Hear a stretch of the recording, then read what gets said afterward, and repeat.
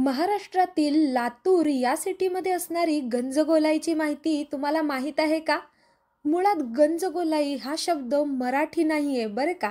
गंज हा उर्दू शब्द असून त्याचा अर्थ बाजारपेठ असा आहे. गोलाई म्हणजे गोलाकार. गंजगोलाई म्हणजे गोल आकाराची बाजारपेठ.